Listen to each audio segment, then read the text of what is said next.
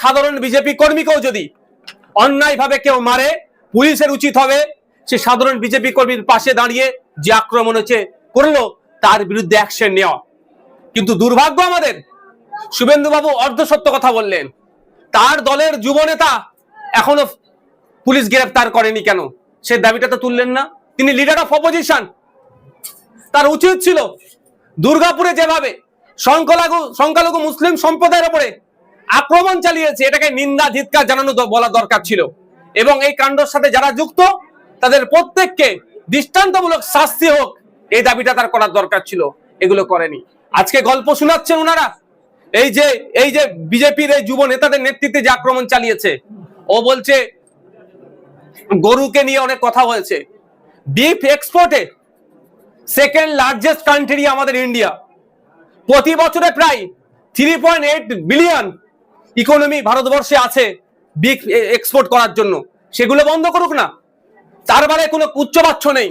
গরিব মানুষ কে চাষের জন্য দুটো বলদ নিয়ে আসছিল, তার ধর্মীয় পরিচয় মুখে দাঁড়িয়ে আছে, তারপরে আক্রমণ চালাও। তার ধর্মীয় পরিচয় মুসলমান, আক্রমণ চালাও, বিদ্বেষের রাজনীতির বীজ বপন করো, এখানে হিন্দু মুসলমানের মধ্যে লড়াই হোক, এটা ওই যুব নেতারা বা তাদের দলেরা হয়তো চাইছে। আমরা এই লড়াই চাই না। আমরা চাই ওই বিজেপির যুব নেতা কি গাঙ্গুলির নাম পারিজাত গাঙ্গুলি, ওর বিরুদ্ধে এবং আর ওর সাথে যে টিম ছিল তাদের বিরুদ্ধে অ্যাকশন নিক পুলিশ। আমরা এটাতে ধর্মীয় বিভেদের কোনো মতেই যাব না এবং এটাকে নিয়ে ধর্মীয় ইস্যু তৈরি করতে চাই না। কিন্তু পুলিশের কাছে 1 সপ্তাহ টাইম দিচ্ছি, ওই যে মূল হোতা ওকে খুঁজে বার করতে হবে। ও যে শ্মশানে গিয়ে লুকিয়ে থাকুক আর কবরস্থানে গিয়ে লুকিয়ে থাকুক, ওকে খুঁজে বার করতে হবে এবং সর্বোচ্চ শাস্তি দিতে হবে। আমরা ভুলে যাচ্ছি না মেটিয়াপুর যে রামনগর থানার কথা, যে মূল হোতা এখনো তাকে কিন্তু গ্রেফতার করেছে বলে আমার জানা নাই। যে রাতের অন্ধকারে ওখানে তুলসী গাছ লাগিয়ে হিন্দু মুসলমানের ঐক্যকে বিনষ্ট করার চেষ্টা করেছিল, তার পরিবর্তে সংখ্যালঘু মুসলমানদের বাড়িতে গিয়ে রাতের অন্ধকারে দরজা ফরজা ভাঙচুর করেছে এই পুলিশ। সুতরাং নতুন করে এটা হতে দেব না, এগুলো বন্ধ করতে হবে। এখানকার স্থানীয় বিধায়ক নরেন্দ্রনাথ চক্রবর্তী তিনি কালকে পরশুদিনেই এফআইআর করেছিলেন এবং তিনি বলেছিলেন প্রশাসনের প্রতি পূর্ণ আস্থা রয়েছে, এর সঠিক তদন্ত হবে। দেখুন, এফআইআর করেছেন একজন বিধায়ক হিসাবে, শাসক দলের বিধায়ক হিসাবে তিনি ত্রাণ রোলটা প্লে করেছেন।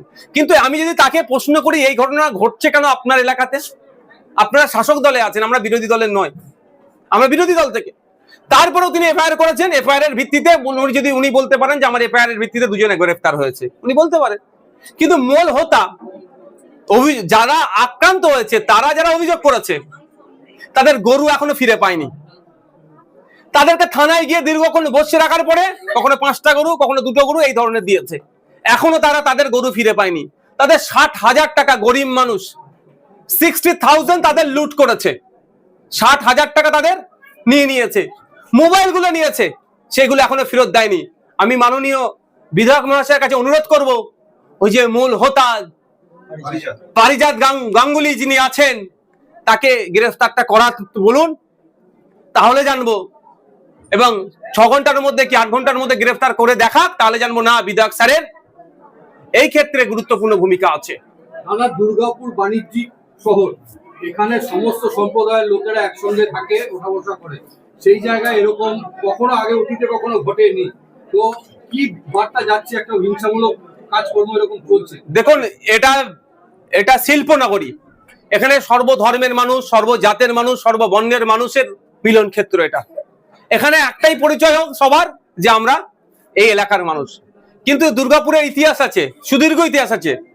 দুর্গাপুরের ইতিহাসে আমার মনে হয় এই ধরনের কলঙ্কিত অধ্যায় আসেনি যেটা এই পারিজাত গাঙ্গুলিদের নেতৃত্বে হলো, বিজেপির নেতাদের নেতৃত্বে হলো। তো এই দুর্গাপুরের মানুষকেই এই কলঙ্ক মোচনের দায়িত্ব নিতে হবে। তবে তবে তবে তবে এটাও বলি যে এটা ওরা ধর্মীয় ইস্যু করতে চাইলেও আমরা সমাজের সর্বস্তরের মানুষ এটা ধর্ম নিয়ে ধর্মযুদ্ধ লাগাবার পক্ষপাতী নয়। আমরা এটাকে সামাজিক অবনতি মনে করছি, সামাজিক ব্যাধি মনে করছি। তাই দুর্গাপুরের সকল স্তরের মানুষকে আসতে হবে এই সামাজিক ব্যাধিকে নির্মূল করতে। তা আমি অনুরোধ করব, সম্প্রীতির মাটি, ঐক্যের মাটিকে অপবিত্র যারা করছে তাদের বিরুদ্ধে লড়াই আমরা গণতান্ত্রিক প্রক্রিয়ায় চালাবো, আবার পবিত্র করার দায়িত্ব আমাদের দুর্গাপুরবাসীকে তুলে নিতে হবে।